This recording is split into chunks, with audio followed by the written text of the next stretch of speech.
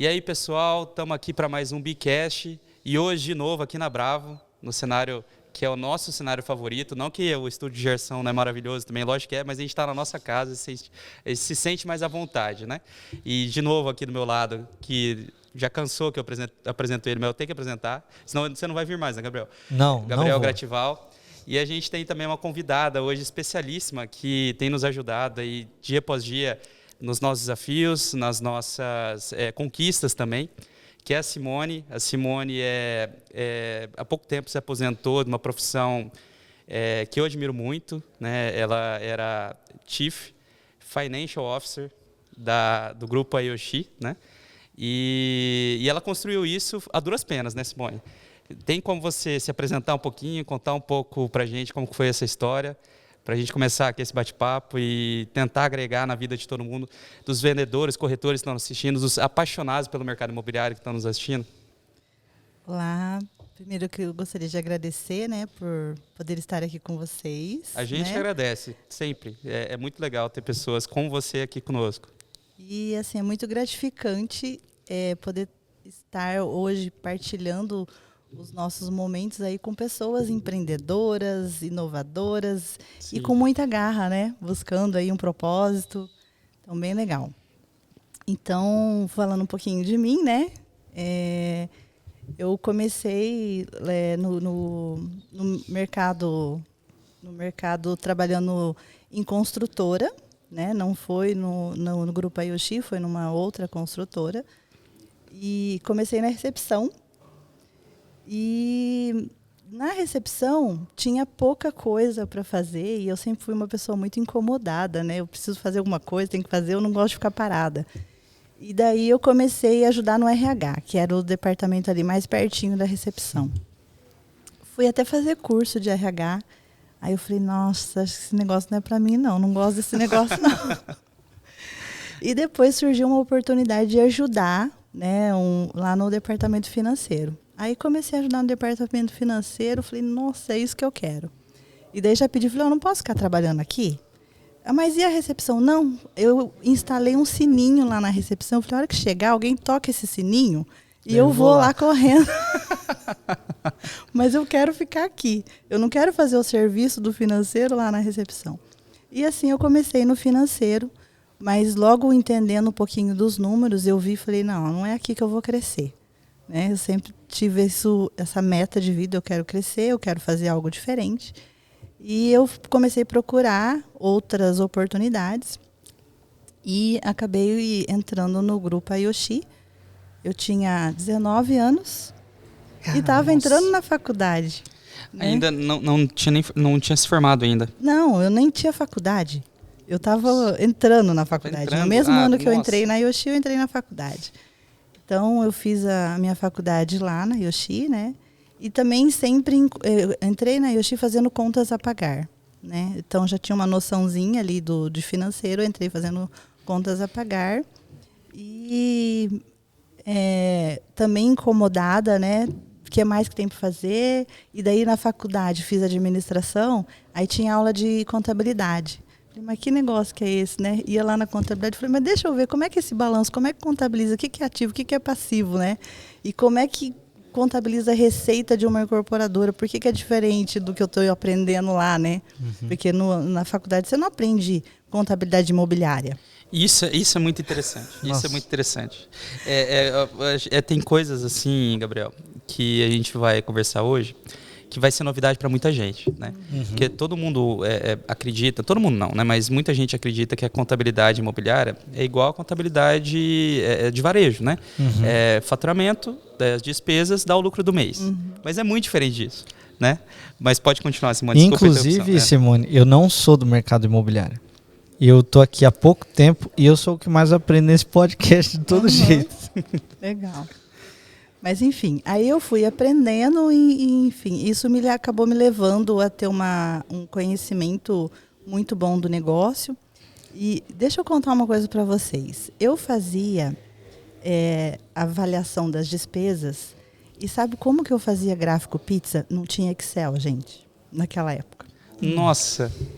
Nossa! Eu não consigo imaginar um universo sem Excel. Mas eu pegava um compasso, desenhava, calculava os percentuais ali da despesa e eu fazia gráfico pizza na mão. Naquela época. Mas eu tinha que ter controle, eu tinha que ter um demonstrativo, uma comunicação ali das finanças que fosse em gráfico. Já tinha isso, né, comigo. E aí isso eu fui ganhando espaço, né? Fui ganhando credibilidade. Nossa, ela está vendo isso, está vendo aquilo.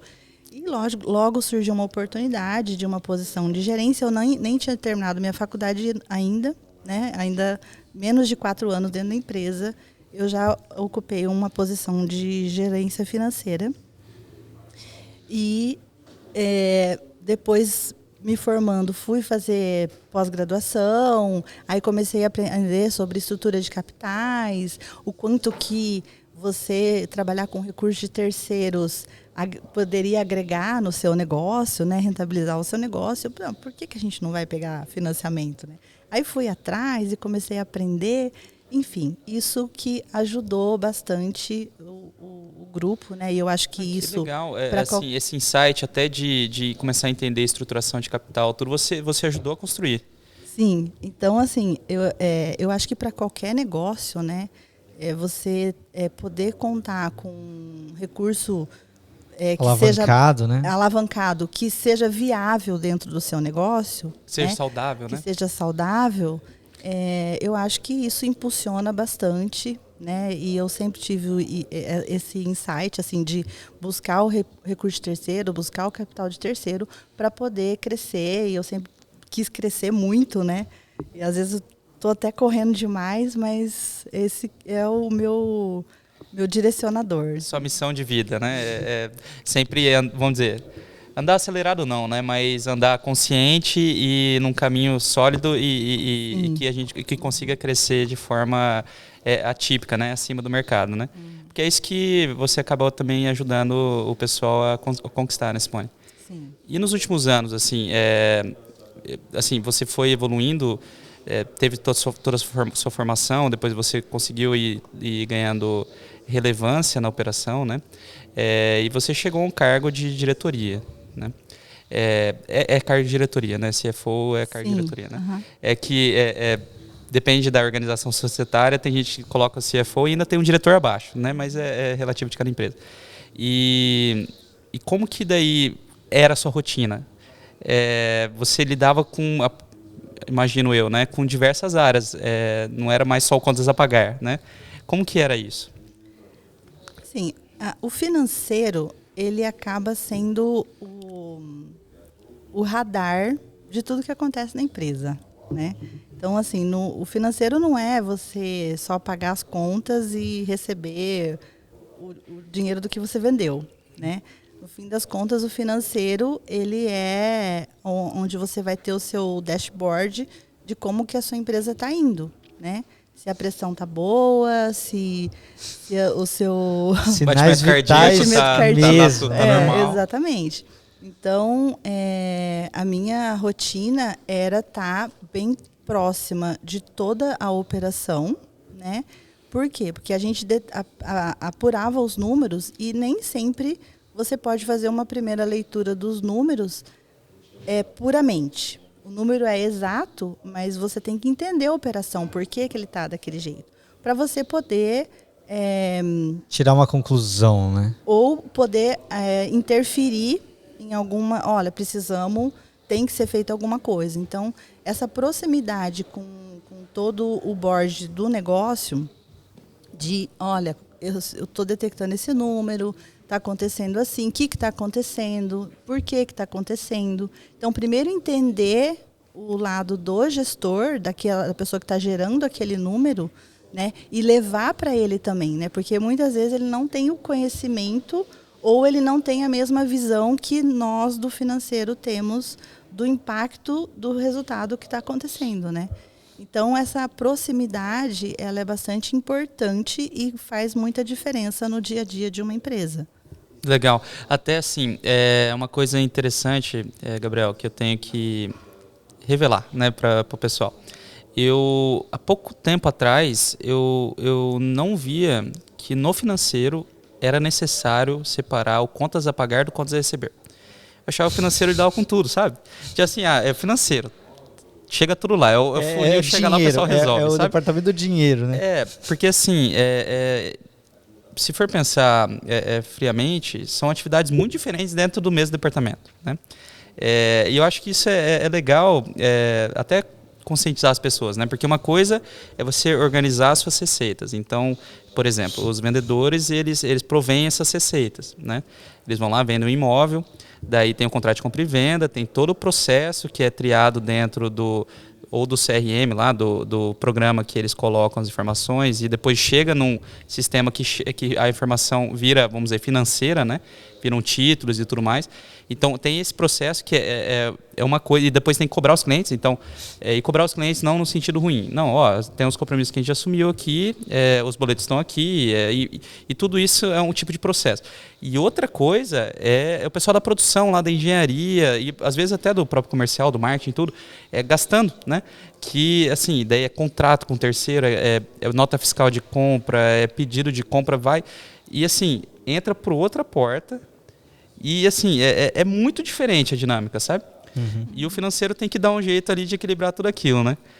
E tem uma tratativa muito diferenciada, especificamente desse negócio, que entre o dia que você pensa em fazer um lançamento e o dia que você recebe o último centavo daquele empreendimento, que é a última coisa que acontece é o recebimento, né, porque ele acaba sendo alongado, nós estamos falando aí de 4, 5 anos. Entendeu? Então, assim, um projeto, ele tem um fluxo financeiro de 4, 5 anos. Então, você vai comprar o terreno, você vai fazer a incorporação, você vai vender. Aí, assim, a forma como você vai receber... Então, tem dinheiro que entra, que você tem que colocar antes, né? Aí, depois você vende... tem a velocidade de venda, porque às vezes você entregou o empreendimento e você não vendeu tudo ainda, né? Venda versus a construção. E né? quando você vendeu vamos supor, você lançou um empreendimento de 100 unidades. Se você vendeu uma ou vendeu a 100, você vai ter que entregar o empreendimento inteiro, né? Então, o custo, não tem como você fazer só uma. Você tem que fazer a 100, porque o prédio é um em cima do outro, né?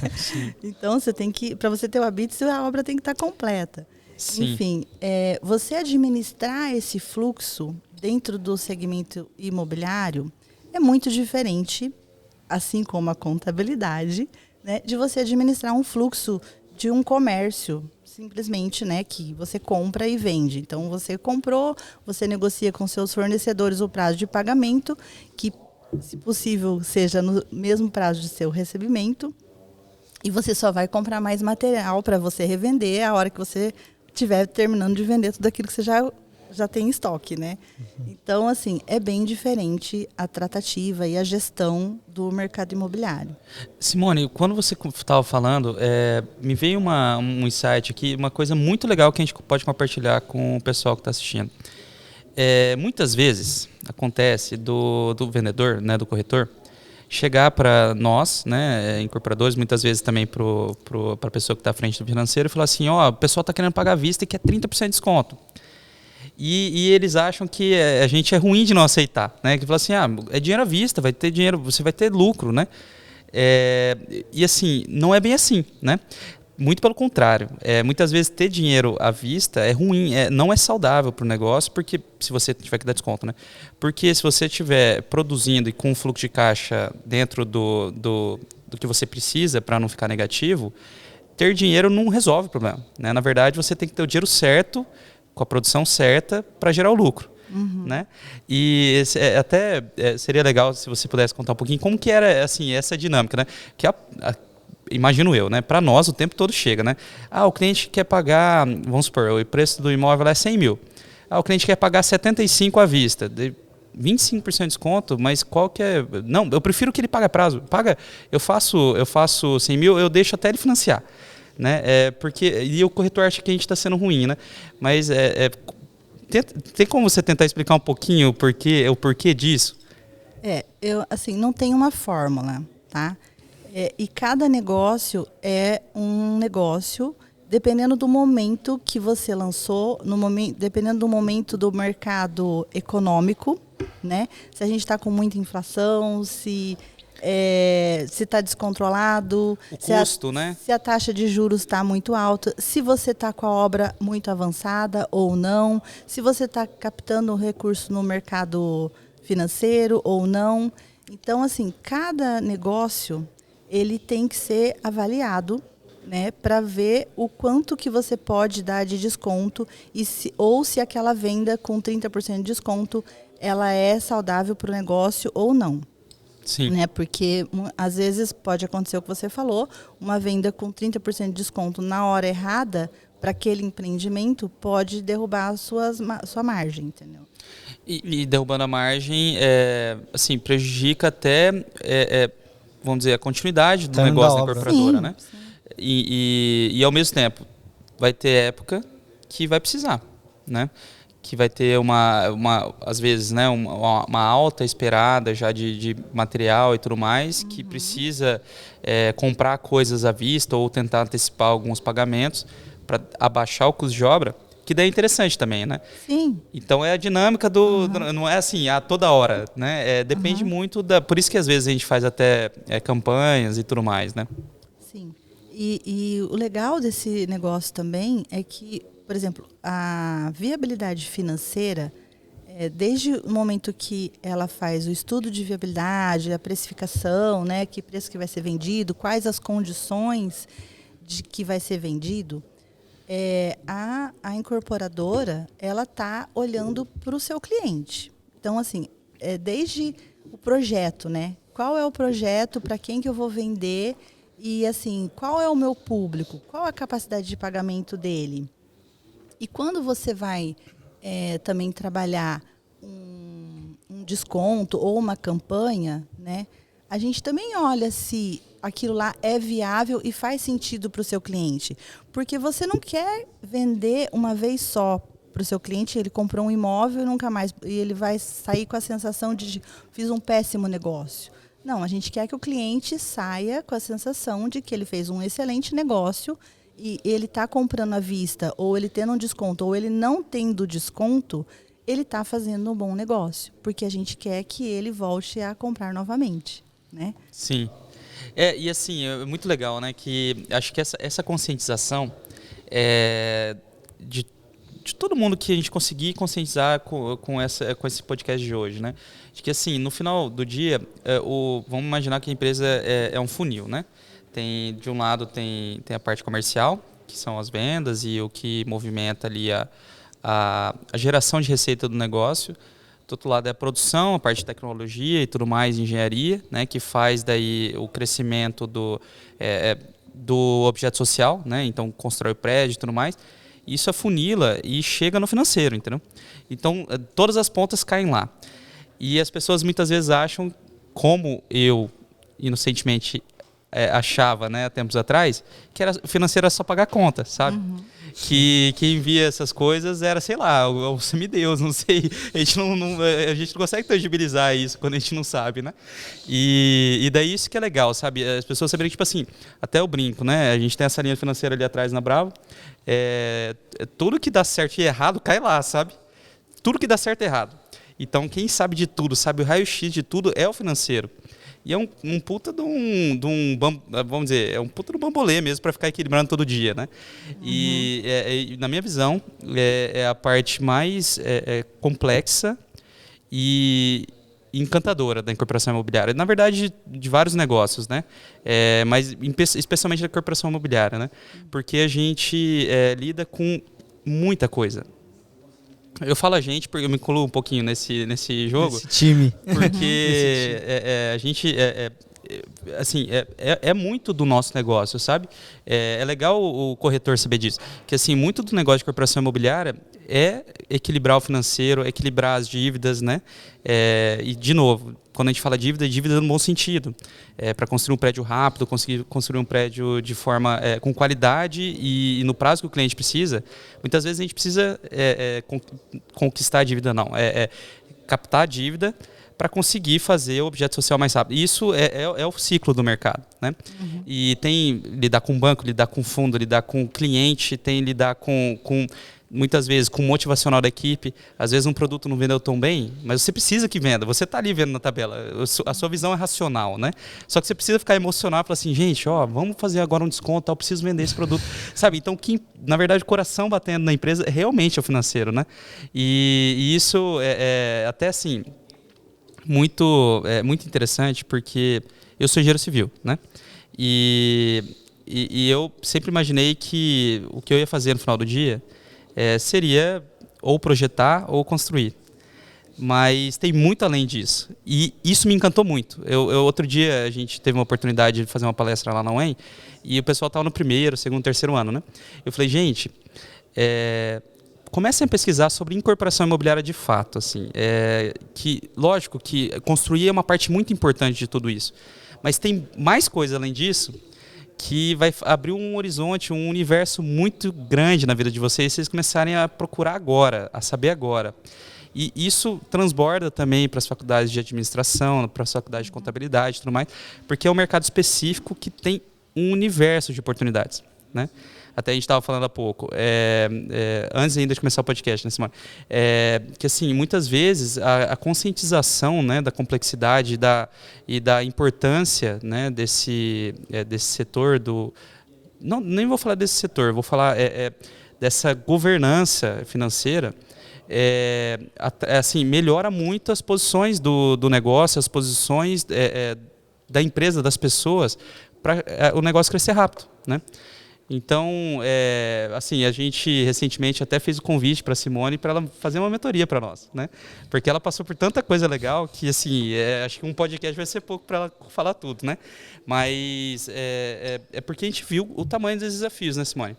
E nesse sentido, até, eu queria que você comentasse um pouco para nós, assim, como que era a sua rotina, daí, nesse caso, com o time de vendas, né?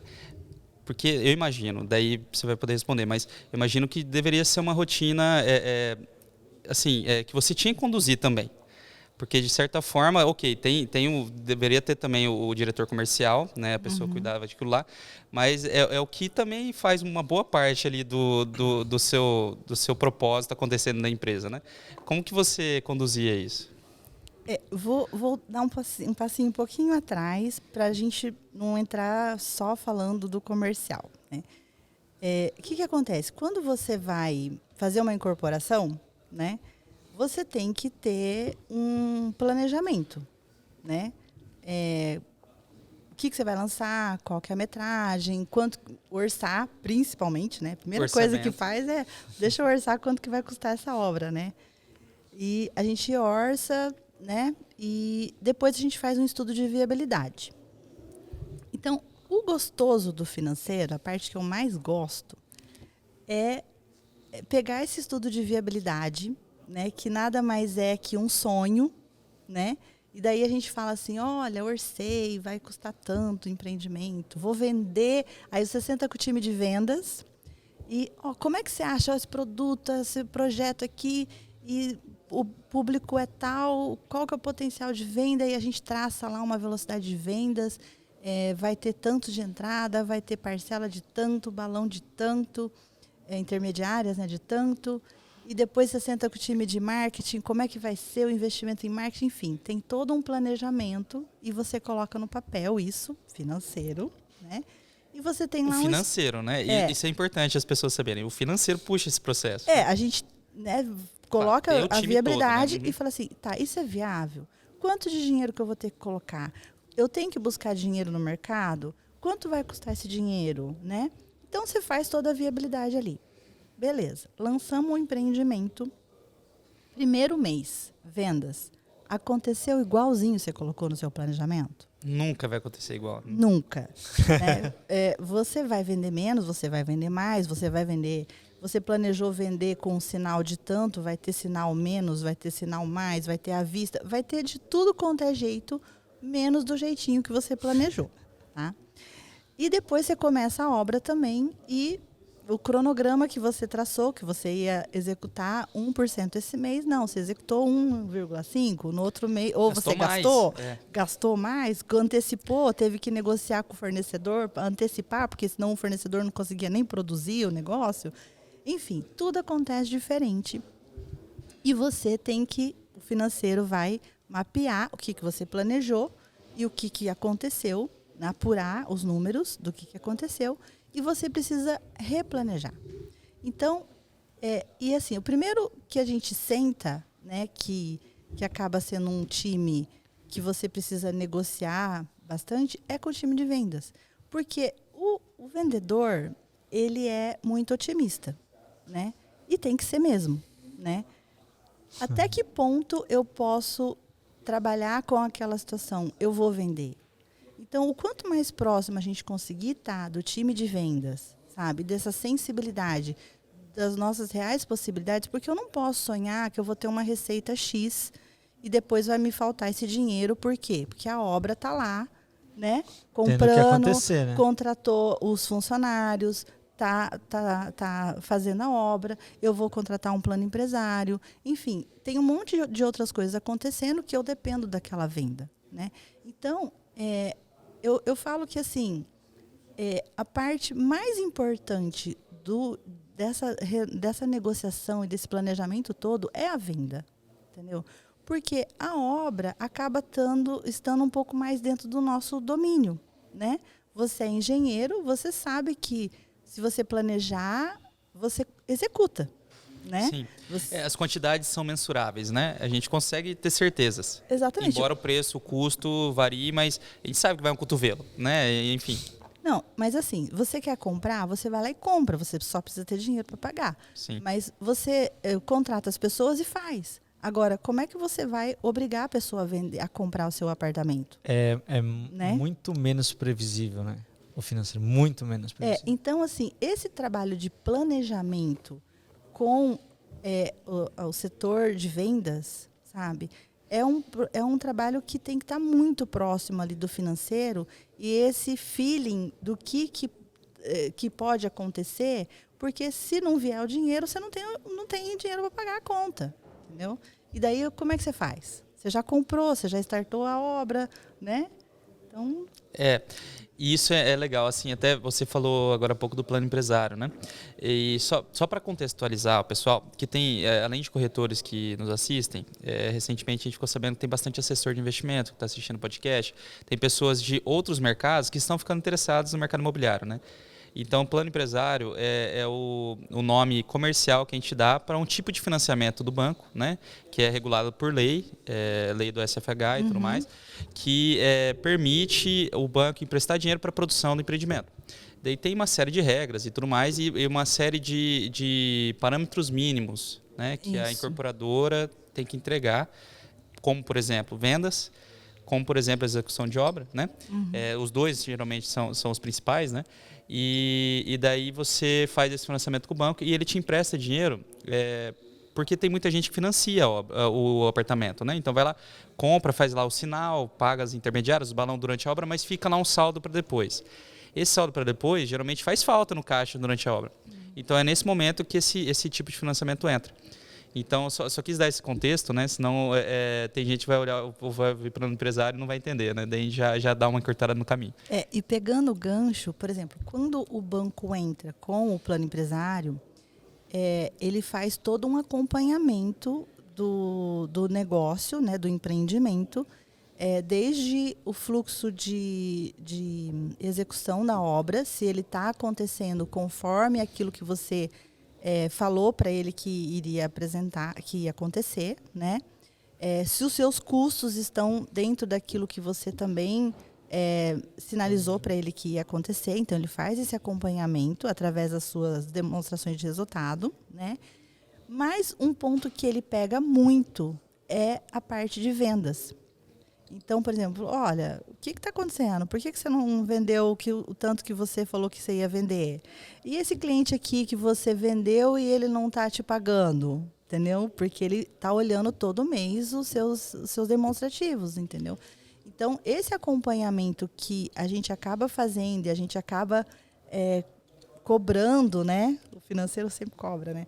Cobrando lá o time de vendas, né? Por quê? Né? O que está acontecendo? Ou vamos vender mais unidades porque eu preciso cumprir com aquilo que eu me comprometi com o banco, né? Porque ele está colocando dinheiro, ele quer o retorno acontecendo também, né? E lá no final a gente precisa fazer os desligamentos, fazer o repasse, como você explicou. Então, assim, o banco faz todo esse acompanhamento e por isso que acaba o financeiro ficando tão em cima das vendas que precisa acontecer, né? Exato. E assim, é legal comentar isso, porque às vezes o pessoal acha que é dinheiro por dinheiro, né? Mas não, esse planejamento todo que é feito para dar uma ideia, um parâmetro de tempo, né, Simone? Eu vou falar o que a gente passa aqui na Bravo, daí você pode comentar como que era lá na Yoshi. A gente fica cerca de 8 a 10 meses para ter um planejamento de fato que seja confiável para nós seguirmos depois no lançamento, né? Depois começar a obra. Então, é muito tempo de muito estudo, de muita gente. Né? Começa lá, no dia que a gente resolve comprar um terreno, a gente já faz um estudo inicial, daí depois evolui para uma concepção de arquitetura e tudo mais, que a gente tem um produto inicial, que a gente começa a ir tangibilizar também. Será que aquele custo que eu projetei lá no início, para que eu resolvi comprar o terreno, tá legal ainda, tá parecido, né? Ou subiu muito, o que eu vou ter que fazer daí para eu conseguir viabilizar esse negócio? Eu vou ter que vender mais caro, mais barato? Como que vai ser? Daí você vai evoluindo nesse rito até chegar ao dia que você realmente tem um planejamento de fato, com todas essas variáveis minimamente respondidas, porque sempre tem um monte de mudança no caminho, né? E daí sim você consegue lançar vendas e fazer tudo mais, né? Lá na Yoshi era parecida, era mais, menos tempo? Como é que funcionava? Às vezes até mais, né? Porque, como você falou, para você comprar o terreno, já existe um pré-estudo, né? O que é possível fazer, o que a gente vai construir aqui, enfim. Aí você compra o terreno, aí você tem que, às vezes, pagar, né? Registrar, aí vai fazer o projeto. E, assim, a metragem está adequada, aprovou na prefeitura, e volta, né? E corrige o projeto. E depois você avalia isso com os seus vendedores, porque quem que vai vender, né? Então você leva para os vendedores e às vezes ainda tem algumas correções a serem feitas no projeto, né?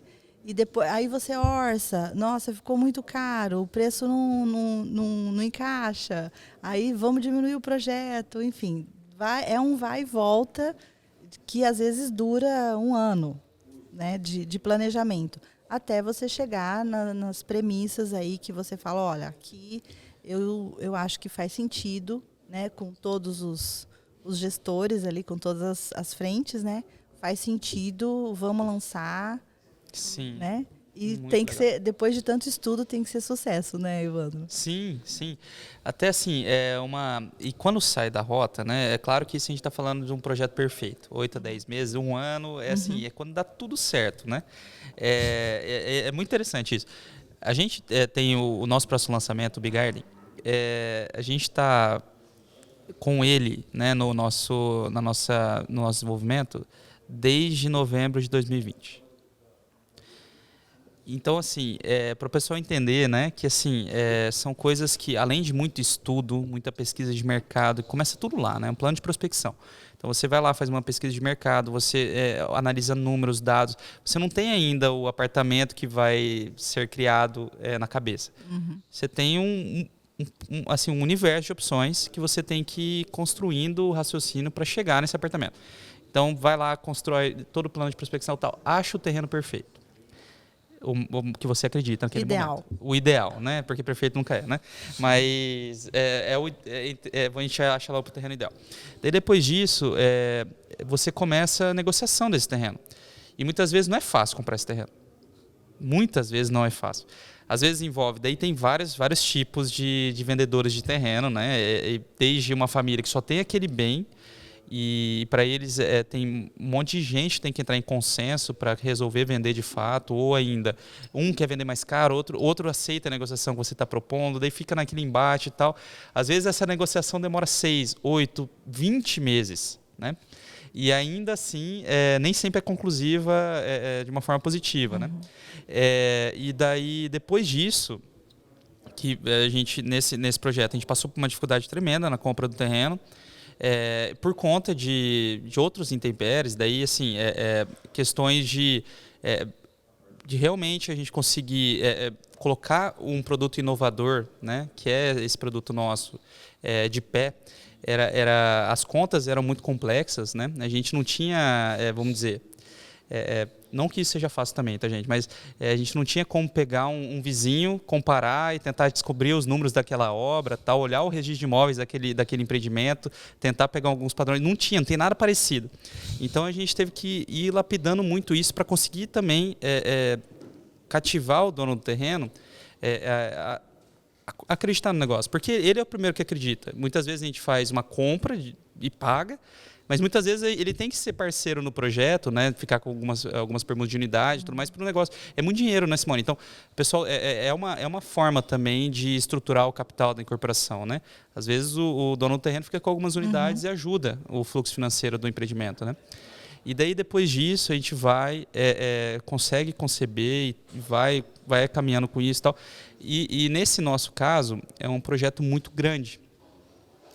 Assim, vamos dizer, muito grande de tamanho, né? Ele tem 27 mil metros quadrados de área total, né? E, assim, para nós, é bastante dinheiro, assim, né? Que tem que acontecer a coisa. Então, daí a gente começou a prospectar também a parceria com o fundo, né? E eu não falei com um só, acho que eu falei com uns 18, assim, sabe? Ao longo do caminho. Nosso time todo aqui. Então a gente foi construindo essa rota e o tempo vai passando. E assim, é óbvio que também fica naquela, né? O vendedor já está sabendo, porque a gente já fez lá uma conversa com ele lá atrás, né? Ele fica, não vai vir no lançamento? Cadê o lançamento? Tal? E tudo isso está acontecendo e é trabalho adoidado. A gente está aqui e a gente está ali, né? A Simone sabe como é que é. E daí, até que a gente conseguiu, de fato, encaixar a parceria com um fundo que entrou de sociedade de empreendimento com a gente, né? Entrou, de fato, como sócio, ele consta lá no contrato social. E isso é novidade para o nosso mercado, né? Só que tudo isso, daí a gente passou meses, né? E agora a gente está, graças a Deus, cada vez mais próximo de conseguir lançar o empreendimento. E daí tem outros casos, em paralelo, que a gente consegue encaixar tudo na rota, assim, que é o caso daí do Bideodoro, que é o nosso outro empreendimento que a gente já está construindo. Que a gente conseguiu, em menos de um mês, fechar a negociação do terreno. Também eu acho que não é simples, assim, foi um caso atípico, a gente acabou conseguindo conectar algumas coisas ali que não são tão fáceis de acontecer. O plano de viabilidade, como a gente já tinha esse primeiro inovador, né, e maior, tudo, a gente conseguiu usar bastante parâmetro dele para conseguir fazer um primeiro estudo e foi desenvolvendo aquilo. Em 4 meses a gente estava pronto. Né? Então, teve esse paralelo muito legal agora, recente nosso, que um empreendimento a gente conseguiu viabilizar em 4, acho que 5 meses, e agora o outro que está demorando quase 30. Né? Então, é óbvio que o tempo ótimo a gente sempre está ali entre 8, 10, no máximo 12 meses, mas tem esses contratempos. Né? E eu queria assim, deixar claro para o pessoal que está assistindo que literalmente são forças que, vamos dizer, forças, né? São ameaças que muitas vezes a gente não controla. Que a gente tem que lidar, chegam as coisas, as informações, e a gente tem que lidar, lapidar, moldar, pensar em como a gente vai desmembrar soluções, né? E eu imagino no volume de empreendimentos que vocês tinham lá, não faço nem ideia quantos que eram ao mesmo tempo, mas eu tenho curiosidade, Simone, como que era lidar com tudo isso, assim? Evandro, mas assim, ouvindo você falar, né, no fim das contas, se demorou ou se foi rápido, a incorporadora ela está buscando o melhor produto e que venda, que seja assim bem visto pelo mercado, né? E que a gente tenha um bom produto que o corretor venda com mais facilidade possível, né? Sim. Então, assim, essa busca ou às vezes essa demora é para que tenha o melhor para o mercado. Porque a gente precisa ter sucesso, né? O sucesso de venda para o corretor, né, falando da equipe de vendas, é o sucesso do negócio e é o sucesso para Bravo. Sim, né? sim. Mas assim, hoje a Bravo tem um time fantástico aqui, mas pequeno, Sim. né? Então, a gente está assim aprendendo muita coisa também, estamos começando, né? Trabalhar com fundo é uma forma bastante diferente, mas que eu acho que se vocês passaram por esse crivo aí com o fundo, as coisas tendem a ser um pouco mais fáceis daqui para frente, porque vocês foram forçados a ter uma organização para estar com o fundo, né? Então, daqui para frente, talvez as coisas vão fluir um pouco mais fáceis aí, né? Melhor. E eu acho que, assim, você vai construindo um time, porque sozinho você não faz nada, né? Então, você ter uma equipe de vendas que vai te falar assim, olha, a gente precisa lançar tal produto, a gente precisa lançar em tal região, ou que já tragam alguns terrenos para vocês, sabe? Que fiquem antenados em oportunidades, exatamente. Né? Olha, a gente está criando uma leitura aqui dos nossos clientes ou dos potenciais clientes que entram aqui procurando empreendimento em tal região, tal terreno. Então, você vai criando uma estrutura que vai te trazendo essas oportunidades, entendeu? Então, essa sinergia ela vai sendo construída. Então, vamos dizer, o atrito vai sendo diminuído. Vai, com certeza. Só rapidinho, eu corrigindo uma informação, eu falei novembro de 2020 que a gente começou, mas não, foi novembro de 2019, para dar 30 meses, de fato. Uhum. Mas, assim, eu imagino que, assim, vamos dizer, quando você fala de, claro, o time crescendo, com certeza também o time de vendas é um dos primeiros que cresce, né? Talvez não os primeiros, mas assim, é um que cresce bastante também.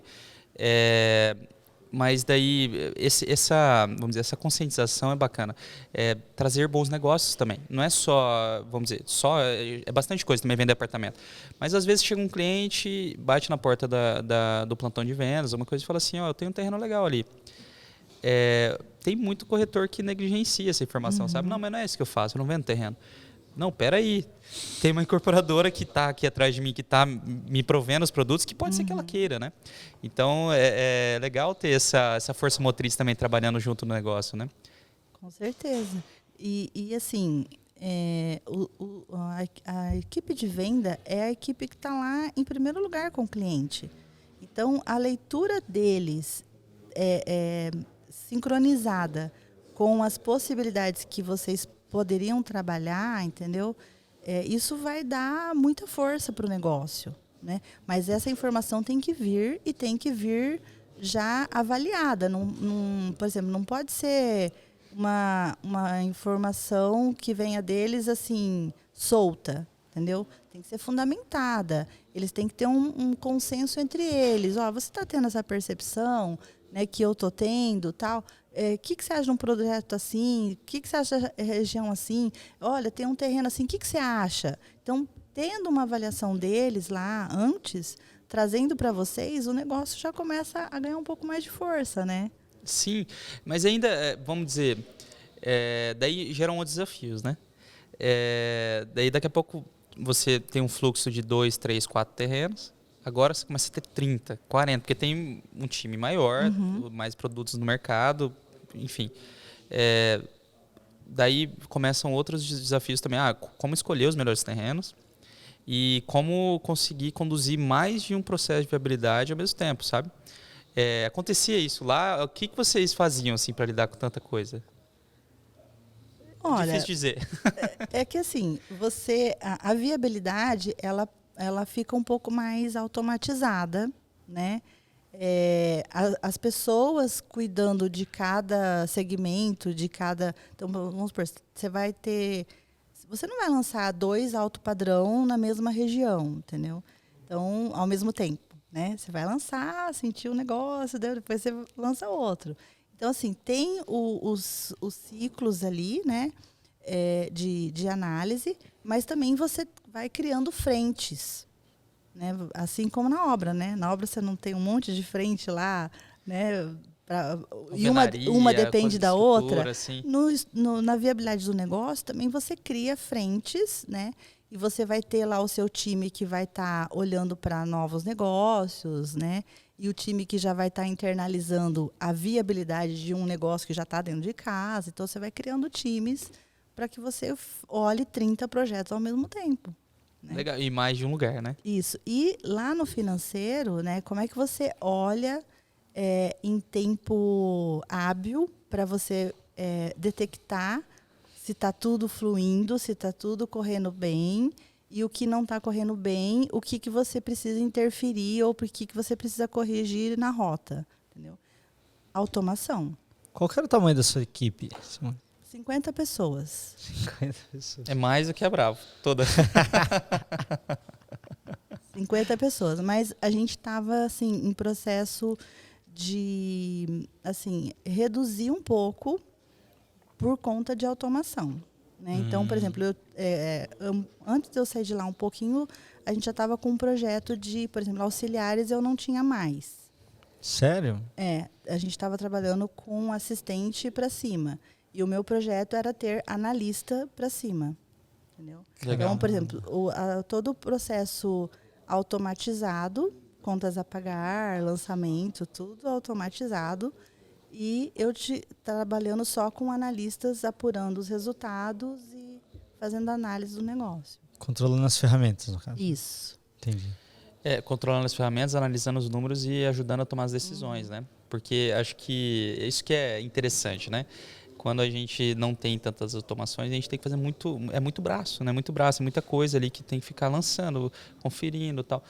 Quando a automação entra, sobra mais tempo para olhar de fato os controles e falar, aqui esse projeto aqui se melhorar a velocidade de venda ele vai dar mais lucro. Esse projeto aqui precisa reduzir o custo de obra, sabe? Então fica mais tempo para fazer análise de fato, né? Que é o trabalho do analista, né? E hoje eu estou trabalhando com uma fintech, né? Legal. Então é tecnologia pura ali no negócio. Pode fazer propaganda deles, qual que é a fintech? É a Bankme, né? Legal. É uma empresa, é a única fintech do Brasil que cria e opera mini bancos. Nossa, que legal. Eles fazem banking as a service? Assim? Isso. Então, assim, hoje eu vejo, assim, olhando para qualquer tipo de negócio, não é só para o mercado imobiliário, né? Eu acho que qualquer negócio, o quanto mais ele tiver tecnologia, mais segurança ele tem no processo, porque o humano erra, a gente erra, né? Então, um numerinho que você colocou ali, uma vírgula no lugar errado, um zero a mais ali, muda completamente. Uma fórmula no Excel que você copiou e colou errado vai mudar totalmente o resultado do negócio. E quando você automatiza, você busca muito mais agilidade, você consegue fazer muito mais coisas. E eu acho que todo ser humano aí que pensa, todo ser pensante, ele tem que trabalhar mais na parte estratégica do negócio. Né? A gente não tem que ficar lá fazendo um negócio muito repetitivo, né? A gente tem que trabalhar na inteligência do negócio, né? Sim, com certeza. Assim, até um insight legal, assim, vamos dizer, direto para o corretor, né? Ficar pegando, talvez, tá? Não que isso seja diretamente explicado, mas pegando muito lead digital lá, 1000 leads digital, né? E ficar ali passando muito tempo com ele, tentando dar oi e tal, adicionando um por um no celular. Tem ferramentas hoje que ajudam, por exemplo, a fazer um bot, né? É um robozinho que faz o primeiro contato. Oi, tudo bem? Daí você não precisa criar o contato, cada um no celular, tudo, dar oi, isso toma um tempão. Né? O robozinho faz por você. E são tarefas simples que, nossa, economizam 50% do seu tempo. Daí aquela pessoa se responder, você fala. Né? As outras você não precisa falar porque ela não te respondeu, né? Ou senão, se você pode tentar num novo momento. Né? E são coisas assim que assim, até evitam, obviamente, erros, né? Mas ao mesmo tempo faz você pensar mais sobre aquilo que você realmente tem que pensar. Né? que assim, a própria... por exemplo, o corretor, né? Que corretor que você é? Né? Você só vende imóveis? Né? Ou você vende o sonho da casa própria? Né? Você administra uma possibilidade de investimento do seu cliente? Né? A gente estava falando um pouquinho antes do quanto que o investimento pode ser rentável ou não, né, para as pessoas. Então, assim, o quanto que aquele seu cliente ele está interessado ele pode ser um comprador do imóvel para ele morar e o que ele precisa para morar? Qual é a percepção dele de uma boa moradia? Por que ele trocaria de moradia? Então, assim, o corretor, ele tem que estar mais próximo de toda essa informação, entendeu? E como coletar essa informação? Qual que é a rede de relacionamento dele, entendeu? Qual o meio que ele está inserido para ele poder ter essa informação e ele fazer boas vendas, né? Então, assim, o mercado imobiliário, ele é fantástico para investimento, né? A locação, a rentabilidade do imóvel. Então, assim, o quanto que você está conseguindo se aproximar do seu cliente para perceber o potencial dele de investimento em determinados negócios. O quanto que você entende do potencial dos nossos lançamentos na nossa região, a valorização da região, o quanto que os imóveis daquela região estão valorizados, entendeu? O quanto que o seu cliente pode ganhar de dinheiro aqui para você poder sentar numa mesa e falar assim, olha, você vai comprar, você vai fazer um excelente negócio. Né? Então, o papel do corretor hoje, eu acho que é estar muito mais conectado a informações do cliente, entender o cliente dele, né, para ele poder também dar esse subsídio para a incorporadora do produto que a gente precisa elaborar, né, viabilizar. Trazer essas informações. Para né? que ele é a ponte. Ele é a ponte, entendeu? A gente tem falado em muitos podcasts aqui, Simone, que o corretor ele não é vendedor. Ele, na verdade, é um prestador de serviço, né, para o cliente. Então, ele está ali prestando um serviço de assessoria de fato, né? Assessoria do melhor caminho possível para ele adquirir um imóvel. Uhum. E passa por todas essas etapas que você acabou de comentar. E também, do outro lado, ele está prestando um serviço para a incorporadora de retroalimentar as informações do mercado, né? Daquele cliente específico que acabou de comprar ou daquele cliente que ele acabou de prospectar, né? Para desenhar melhores produtos. E daqui a pouco a gente ter, de fato, né, produtos que fazem diferença na vida das pessoas. Uhum. Que não, vamos dizer, não é mais um apartamento, não é um produto que fica sem vender, fica na prateleira lá há muito tempo. Né? Então, acho que o Gabriel está vivenciando um pouco isso, né, Gabriel? Totalmente. E como é que tem sido essa experiência? A estruturação, ela é um pouco dolorida, né? No sentido de você tem que sair do seu... da sua zona de conforto, de você não ter que tomar nota de nada, lançar nada, controlar nada, para ter que controlar tudo, lançar tudo, e tudo isso gera muita um operacional que a gente não, pelo menos no marketing a gente não era acostumado, né? Ou a gente não é acostumado. Mas eu acho que o link estratégico ele é muito importante para fazer sentido. Porque se você não entende o porquê, você fala, cara, mas funcionava sem, entendeu? Funcionava e eu sobrevivia e tá tudo certo, né? Por que agora tem que ter toda essa burocracia? E eu acho que isso é o principal fator que faz a consciência para o negócio sair bem feito e realmente dar foco, né? Porque problema a gente tem para resolver. É questão de prioridade. Isso é prioridade muito para a empresa, né? Não, até acho que assim, tem os dois lados, né? Tanto para a empresa quanto para os clientes. Cada vez mais os clientes estão consumindo informações de qualidade. Sim. Né? E tem meios de procurar isso o tempo tempo todo, né? Tem informativos muito legais que basta procurar no Google que você acha. Tem jornais, né, que o pessoal hoje... Você não precisa nem pagar. Você vai lá, coloca seu e-mail, o pessoal manda um e-mail para você todo dia de manhã com as principais notícias do mundo. Né? Então, assim, tem muita informação na mão, né, o cliente.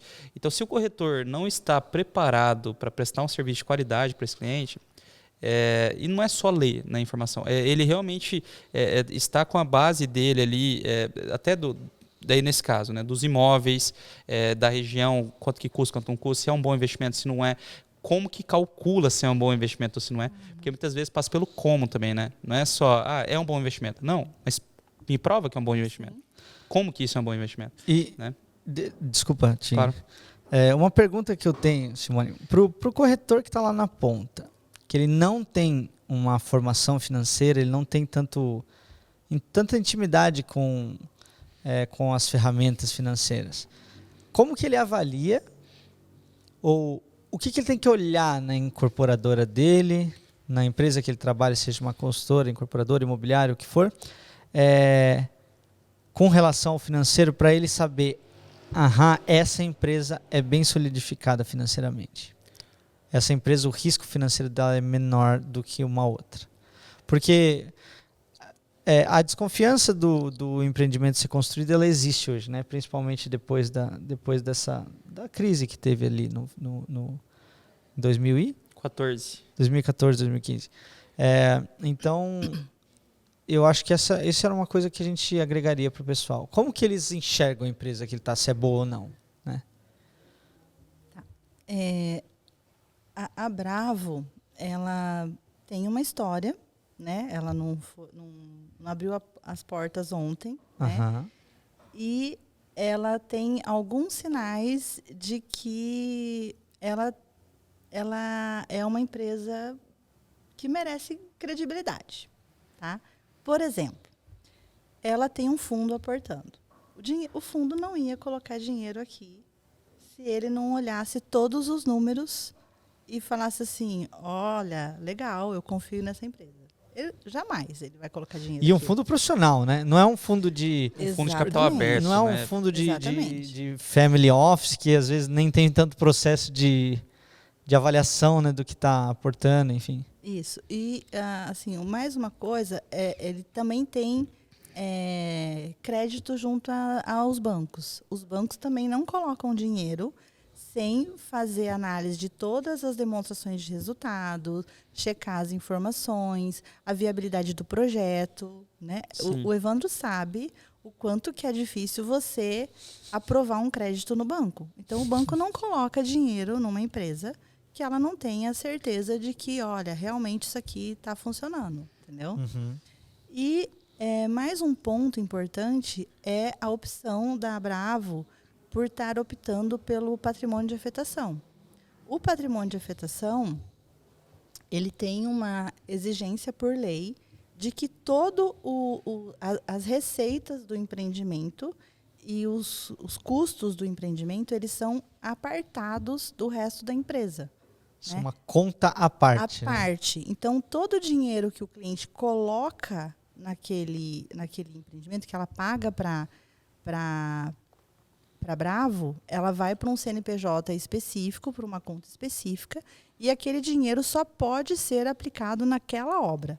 Não pode ser utilizado para pagar uma viagem do Evandro para São Paulo, não pode ser utilizado para comprar um outro terreno, não pode ser utilizado para pagar nada de diferente que não seja do empreendimento. É lógico que pode ter o rateio das despesas administrativas. Algumas coisinhas. Isso. Né? Mas tem que tomar regra, tem uma série de regulações que deixam isso seguro. Exatamente.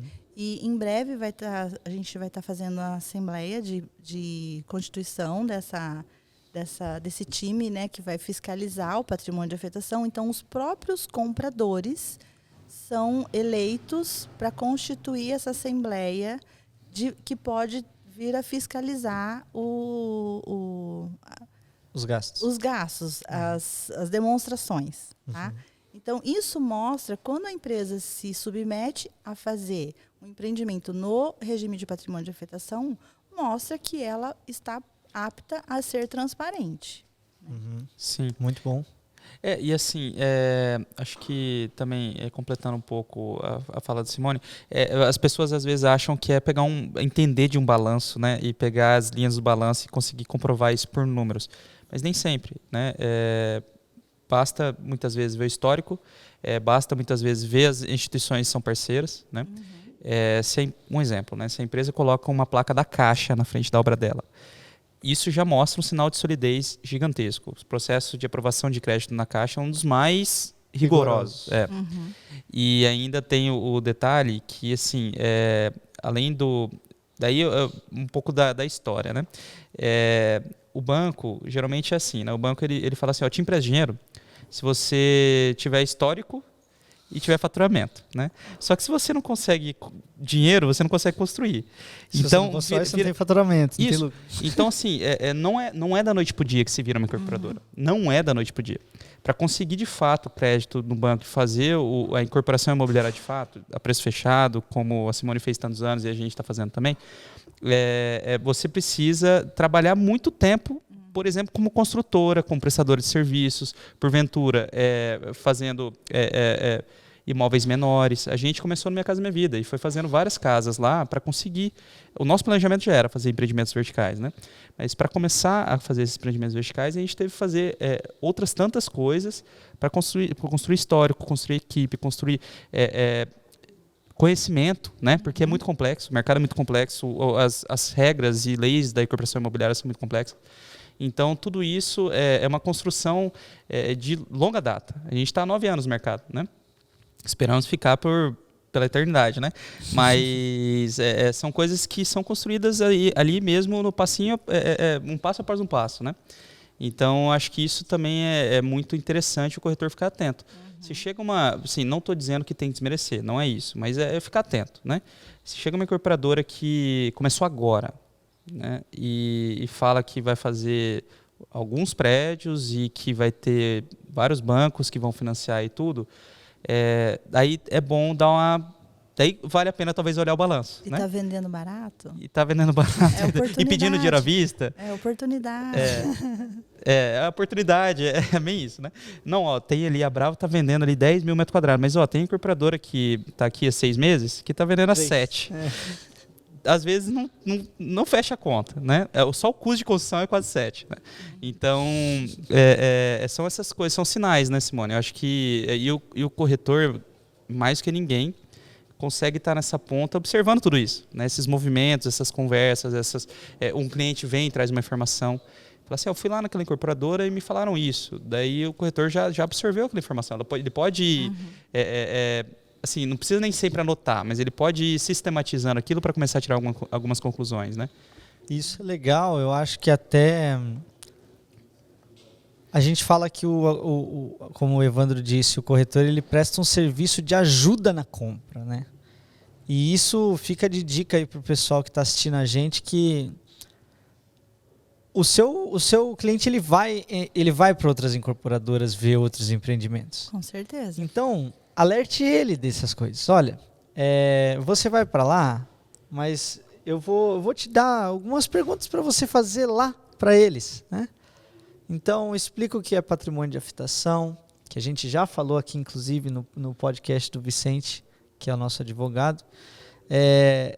Pergunta sobre o histórico de... Depois a gente pode deixar o link que o pessoal ia assistir também. Sim, podemos. Vamos deixar na descrição. A gente, como corretores, né, podemos sugerir para eles verem quem que está por trás, se essa incorporadora já pega dinheiro no mercado, já tem como sócio algum fundo. A gente sabe que, por exemplo, aqui em Maringá, se eu não me engano, a gente é a única, né, que tem parceria com fundo de construção privado, né? É o único em equity, né, que ele realmente entrou no empreendimento. Como sócio, né? E um fundo de capital aberto. Tá? Fundo de capital aberto, Isso. que é muito mais rigoroso, né, Simone? Fundo de capital aberto também, para quem não sabe, é um fundo listado na Bolsa, né, cuja prestação de contas também é muito mais exigente. Então, ele presta conta com todos os investidores dele e, por consequência, ele demanda uma prestação de contas também muito mais burocrática, E porque detalhada, ele precisa responder para os investidores que investe lá na bolsa nele, né? Então Exato. ele capta dinheiro na bolsa e investe em projetos, em incorporadoras, né, projetos imobiliários. Então ele tem toda essa prestação de contas lá na outra ponta para fazer. Exato. E assim, tem alguns tipos de fundo, né? Tem os fundos de capital que fazem a oferta privada, né? Que é na CVM 476, que daí eles só podem vender as cotas para investidores que a CVM chama de institucionais, né? São investidores qualificados. Isso. E que daí o pessoal tem mais de 10 milhões de patrimônio e tal, tem um monte de regra lá. E daí, no caso, a oferta 400, que é a pública de fato, que fica listado na B3, que você pode entrar na XP lá e comprar, daí o regimento é ainda mais rigoroso, né? E você pode acessar um aplicativo de qualquer corretora, acessar lá o Tigar 11, comprar uma cota que indiretamente você vai estar investindo nos projetos da Bravo, né? Então, é esse tipo de fundo. E isso é novidade, sim, para Maringá. Inclusive, confesso que, até conversando com o pessoal do fundo, é novidade para a nossa região toda aqui. Porque, geralmente, esses fundos, até é interessante o pessoal saber, esses fundos geralmente não saem de São Paulo, capital. Por quê? Porque, geralmente, a operação deles é lá, né? Então, a própria gestora do fundo fica lá. Então, é mais fácil para eles visitar a obra, mandar alguém para ver a obra, como é que está, acompanhar e tudo mais. Agora, aqui no interior do Paraná, né? Norte aqui do estado. Não é tão longe de São Paulo, ok? Mas é fora de casa, é fora das fronteiras ali. Então, é muito mais raro. É um acontecimento que, assim, o critério de rigorosidade do fundo aumenta muito.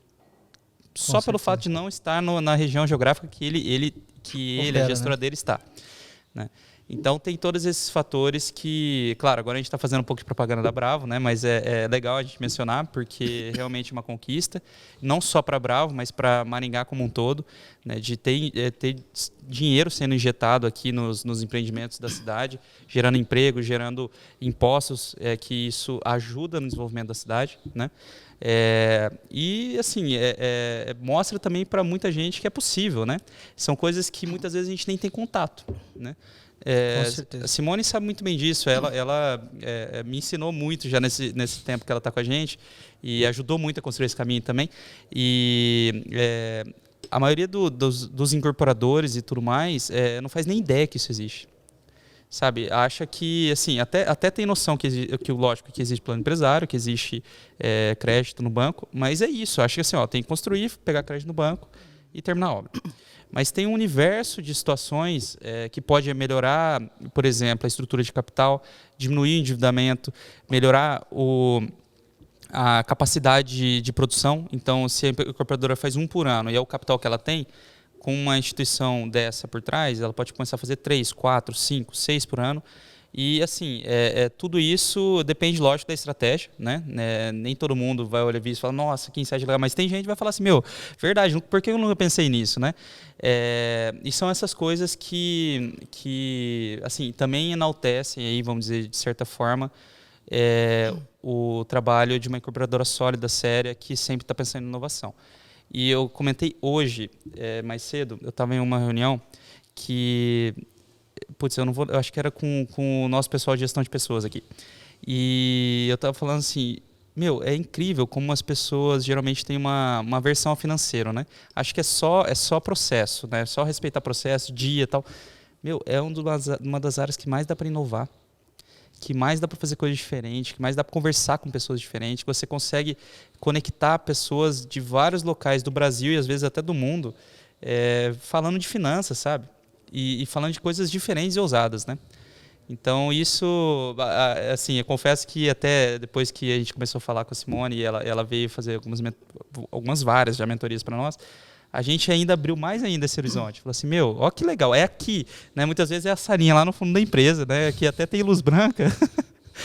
Não é por mal, gente, isso aqui foi sem querer. Se vocês estão vendo ali a nossa salinha financeira, é luz branca, mas foi sem querer. A verdade é que ela é tão bonita quanto a sede. Mas é uma salinha ali e tal, e o pessoal fala assim, ali é só o pessoal que fica vendo nota, tal. Muito pelo contrário, é ali que sai, na verdade, a possibilidade de inovação em todo o negócio, né? Exatamente. A viabilidade financeira hoje que o mercado está criando assim, muitas oportunidades, né? Então, os fundos imobiliários que estão sendo criados, né? Os fundos de investimento específico para aquisição de terreno, né? Específico para locações, né? Tudo isso dentro do segmento de fundos imobiliários. Então, assim, isso está sendo muito fomentado. E só um detalhe, todos esses fundings que estão sendo criados, fundos de direitos creditórios, todos esses fundos que são criados, eles não abrem mão do plano empresário nos projetos. Porque o plano empresário, você acabou falando um pouquinho, mas assim, ele tem todo um incentivo do governo para que os bancos façam esse tipo de empréstimo para o segmento de construção civil, porque a construção civil ela é um dos motores da economia brasileira. Né? Então, por exemplo, às vezes, quando a gente começou a pandemia, tudo parou, menos a construção. Né? Então, assim, a construção parou um pouquinho, mas logo retomou, quase nem teve impacto. Né? Enfim, a construção ela é incentivada pelo governo, pelo Banco Central, para os bancos privados. Né? Então, por exemplo, o depósito compulsório, uma parte do depósito compulsório, se ele não quer recolher, ele tem que fazer empréstimo de plano empresário. Uhum. E as taxas também são reguladas pelo Banco Central. Então, não pode exceder, ele não pode cobrar o que ele quer. Entendeu? Então, tem uma regulagem ali. Então, isso favorece, incentiva, né?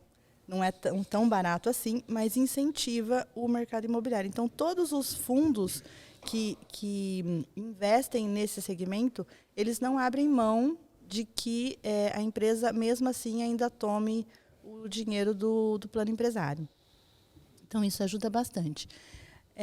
Mas, assim, respondendo a sua pergunta, né, Evandro, eu sou apaixonada pelo financeiro, eu sou suspeita para responder isso, mas eu acho, sim, que as oportunidades que se tem de você buscar performance num empreendimento, elas são N, tá? Tem muitas oportunidades. E essa visão, quem consegue ter e perceber e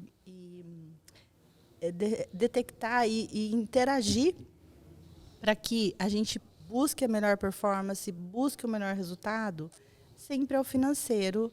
Isso vai depender da agilidade dele, dos processos como estão, da forma como ele capta toda essa informação, ele embala, ele analisa essa informação e ele leva para o gestor do negócio, para o dono do negócio e fala, estou percebendo tal coisa. Porque às vezes você olhando só para a obra, você olhando só para o time de vendas, você olhando só para o marketing, você não vai conseguir ter essa percepção de que, olha, dá para a gente dar essa direcionada aqui e a gente busca o resultado. Entendeu? Isso, assim, é muito legal isso. Muito legal mesmo, porque assim, tem coisas óbvias e não óbvias, né? Óbvias. Vamos supor que tem 3 obras em andamento e o financeiro está recebendo ali um monte de comunicado de pedido de compra de aço. Ele pode virar e falar assim, gente, calma, vamos comprar todo mundo junto? Tentar um preço melhor? Isso é óbvio, né? Uma coisa que, assim, óbvio entre aspas, né? Grande escala, né? A informação fica vamos dizer, na cara, né? Só que tem coisas muito, muito não óbvias, que você às vezes tem que olhar na profundeza ali da viabilidade versus o que está acontecendo de fato, para falar assim, se a gente esperar mais 30 dias para contratar com o banco e tocar o negócio do jeito que está, a gente vai ter 2% a mais de margem lá no final. Sabe? Então, são coisas assim que a gente, vamos dizer, a gente no dia a dia, às vezes, negligencia, né, na nossa humilde existência, mas está acontecendo ali no financeiro, sabe? E eu acho que é legal que o pessoal que está ouvindo se conscientize disso, né? Que assim, não é que a gente quer que todo mundo se converta analistas financeiros da noite para o dia, mas que entenda que tudo isso pode ser convertido em produtos melhores, em vendas melhores, às vezes até descontos, né? Sim. Na tabela de venda, em determinadas campanhas de venda, pela análise desses profissionais maravilhosos aí que estão sempre no fundo do nosso funil, que nem sempre a gente dá o devido reconhecimento, né, Simone? Com certeza. Simone, você já viu muita empresa que não dá a mínima pro financeiro? Incorporadora. Você acha que tem como uma empresa ser uma incorporadora sem um viés, sem um mínimo de financeiro, assim? Olha, no meu ponto de vista, não, tá? Principalmente porque a gente está falando de um ciclo de 4, 5 anos. Então, assim, se você não cuidar do dinheiro, do fluxo de entrada, do fluxo de saída, você vai amargar prejuízo ou você não vai perceber que você está deixando dinheiro na mesa, né? Uhum. Mas eu não me aprofundei em muitas incorporadoras, entendeu? Saber como que é a gestão, a gente olha muito de fora, né? Mas eu acho que toda incorporadora que cresce, que a gente vê crescendo, acho que ela tem dado uma boa atenção ali para o financeiro, né? Legal. E com relação a finanças pessoais, o que você vê que o pessoal peca, que atrapalha na vida do corretor ou de qualquer um que trabalha numa empresa, de uma imobiliária, ou enfim? O que você vê que é importante, diretamente de quem é expert no assunto, assim? Fazendo uma correlação com uma empresa, tá? A gente vê empresários que, por exemplo, tive lucro, vai lá, pega todo o lucro, né? Como é que você vai crescer desse jeito, se você não reinveste? Então, toda empresa que se preza, ela fala assim, eu preciso, né, eu trabalho para quê? Preciso rentabilizar, preciso pôr um pouquinho de dinheiro no meu bolso, preciso viajar, preciso fazer, né, meus sonhos também, né? Então, assim, você vai retirar uma parte, de preferência pequena, né, 20% do seu lucro ali, e o restante você vai reinvestir. Isso se você quiser que a sua empresa cresça, né? A mesma coisa, eu tenho esse conceito na minha vida pessoal e é o que eu oriento para quem me faz essa pergunta, né? Você nunca pode gastar tudo que você ganha. E, em especial o corretor, porque o que acontece? O corretor, ele não tem uma renda mensal e todo mês, certinho, né? Bonitinha, né? Uhum. Então, às vezes, ele ganha muito e depois, vou comprar um carro, vou viajar, vou curtir a vida, porque, né, maravilha, ganhei um bom dinheiro aqui. Só que, e depois se ele ficar 5 meses sem ter um lançamento, né? Então, você sempre tem que ter a sua reserva, né? Então, eu acho que sim, assim também como na empresa, você tem um planejamento daquilo que você precisa gastar, né? Daquilo que você precisa gastar. E você esperar o momento certo para você realizar os seus sonhos, né? Eu acho que faz toda a diferença. Muito legal. Muito bom. Muito bom. E até uma curiosidade agora. A Simone fez isso religiosamente a vida toda, né, Simone? De ver o que ganhava, economizar alguma coisa, ou muito ou pouco, dependendo da época, né? Para conquistar seus sonhos, né? O que é hoje seu hobby de vida? O que você gosta de fazer? Eu sempre gostei muito de viajar. E, assim, sempre dei minhas escapadinhas, né? Mas quando você trabalha, você tem pouco tempo para... Assim, você tem um trabalho onde você se entrega, você se dedica. O Evandro sabe muito bem disso, né? Que às vezes você começa às 7 e vai parar às 8 da noite, né? Isso é o dia normal, né? É o dia normal, né? E às vezes final de semana. E, por exemplo, férias de 30 dias, nem pensar, né? Então, às vezes, quando você realmente está dedicado ao negócio, você acaba não tendo como ter um tempo maior para você viajar. Então, as minhas viagens sempre foram escapadinhas. Assim, mais tempo que eu fiquei viajando foi 15 dias, né? Mas eu sempre tive um sonho de conhecer muitos lugares, conhecer o Brasil inteiro, entendeu? E não assim, vou pegar um avião, vou lá né, sei lá, Maceió e vou voltar, conhecer Maceió ou as praias no entorno e vou voltar para trás. Não, eu quero conhecer o lugarzinho que ninguém foi lá, ou pouco explorado, sabe? E assim, a sensação de liberdade também é uma coisa que sempre me atraiu, sabe? Eu acho que eu tinha que ser empreendedora, eu tinha que ser dona do meu próprio negócio.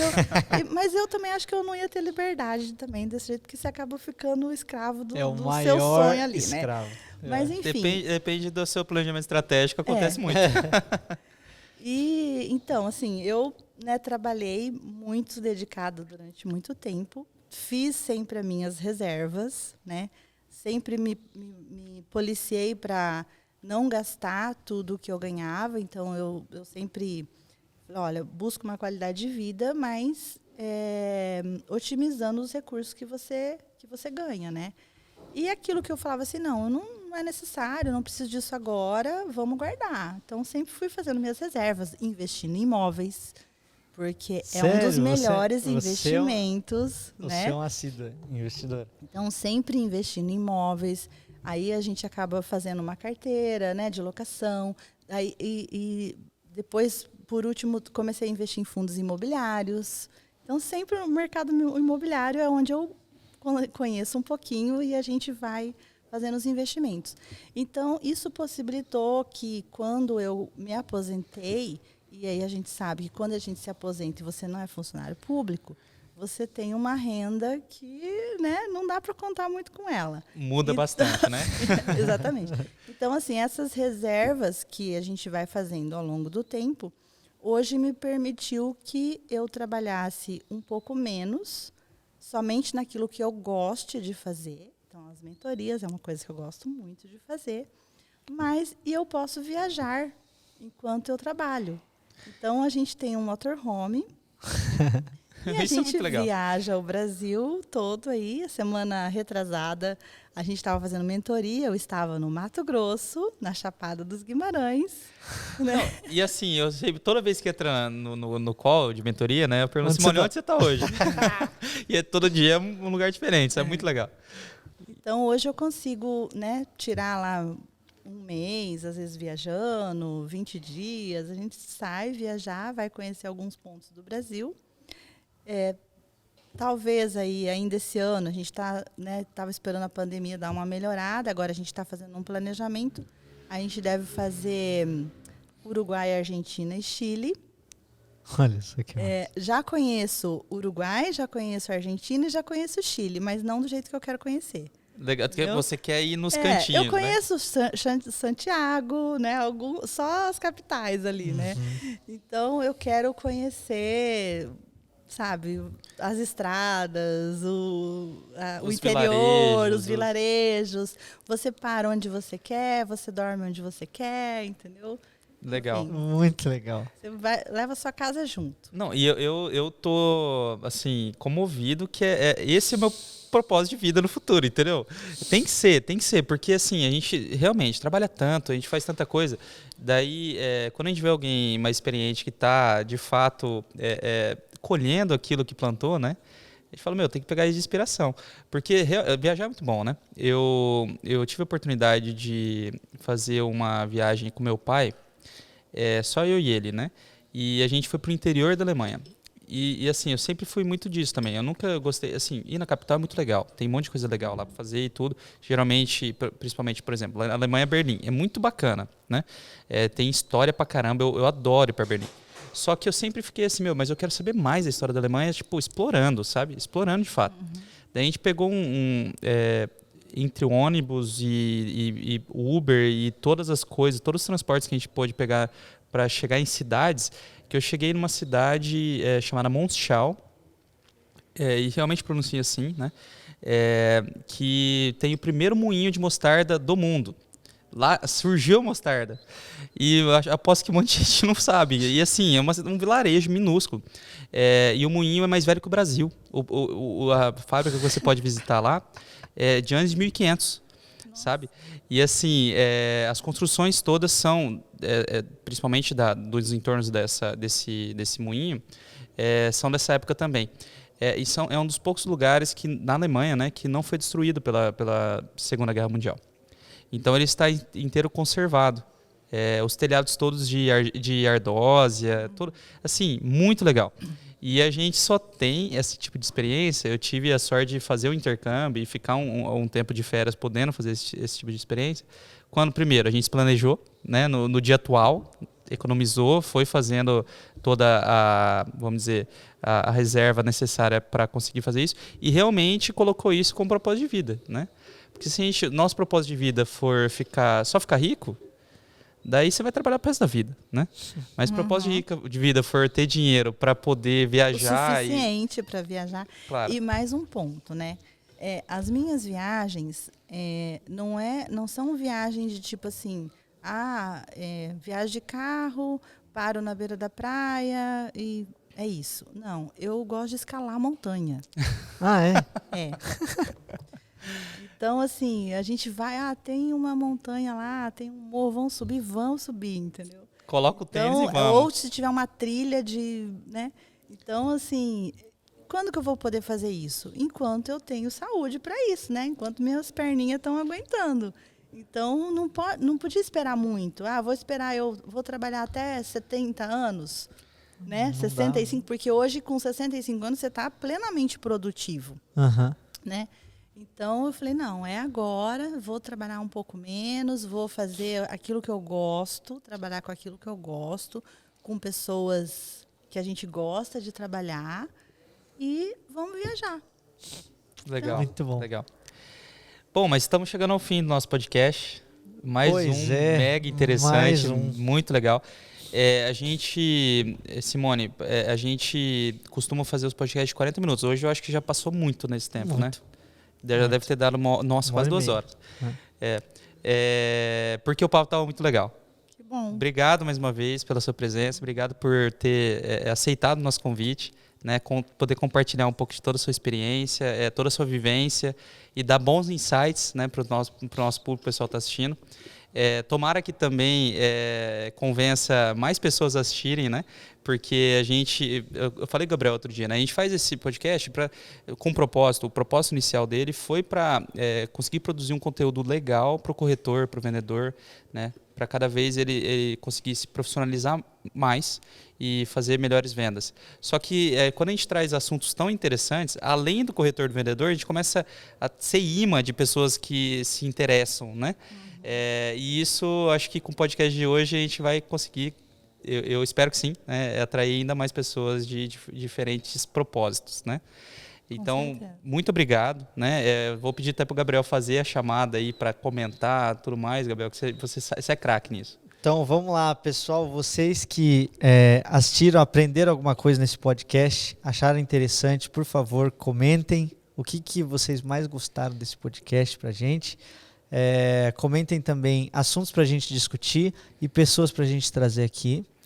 Se inscreva no canal, ative o sininho, as notificações e fiquem ligados que a gente está soltando conteúdo toda semana para vocês.